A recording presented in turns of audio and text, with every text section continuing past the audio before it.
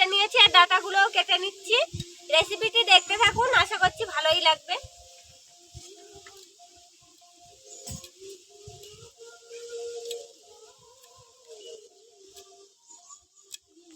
আজকের নিরামিষ বড়ি দিয়ে চচ্চড়ি হবে, তার জন্য বড়িগুলো ভেজে নেব।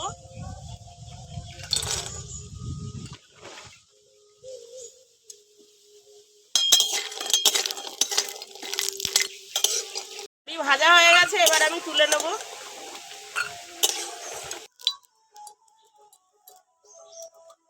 জিরে ফোড়ন, এবার কেটে রাখা আলু, বেগুন আর ডাঁটা দিয়ে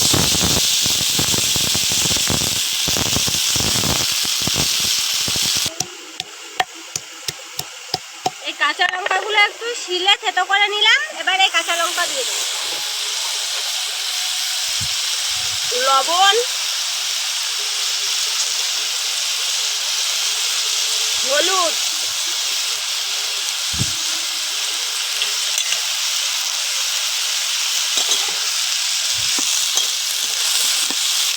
দিয়ে একটু কষিয়ে নেব। এবার আমি এই বড়িগুলো শিলে একটু ভেঙে নেব এরকম করে, তাহলে চচ্চড়ির মধ্যে দিলে খেতে ভালো লাগবে। সবজিটা কষিয়ে নিয়েছি, এবার ভেজে রাখা বড়ি, এই যে হাফ ভাঙা আধ ভাঙা করা হয়েছে, এবার দিয়ে দেবো।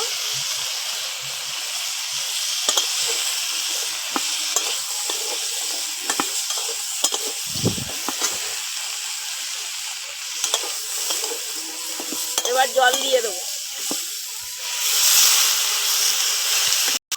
এবার ঢাকা দিয়ে রাখবো যাতে তাড়াতাড়ি শাকটা সেদ্ধ হয়ে যায়।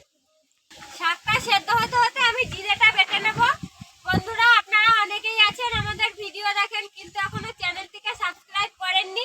প্লিজ আমাদের চ্যানেলটিকে সাবস্ক্রাইব করবেন আর অবশ্যই পাশে থাকা বেল আইকনটি প্রেস করবেন, তাহলে আমরা নতুন কোনো ভিডিও আপলোড করলে নোটিফিকেশন আপনাদের কাছে পৌঁছে যাবে।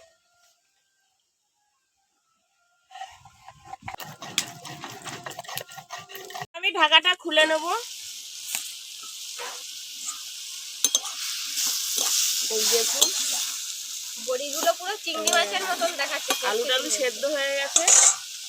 এবার আমি একটু চিনি দিয়ে দেবো শাকে। যেহেতু এটা নিরামিষ সেই জন্য একটু চিনি দিলে শাকটা ভালো হবে খেতে। হ্যাঁ, এবার জিরে বাটা দিয়ে দেবো।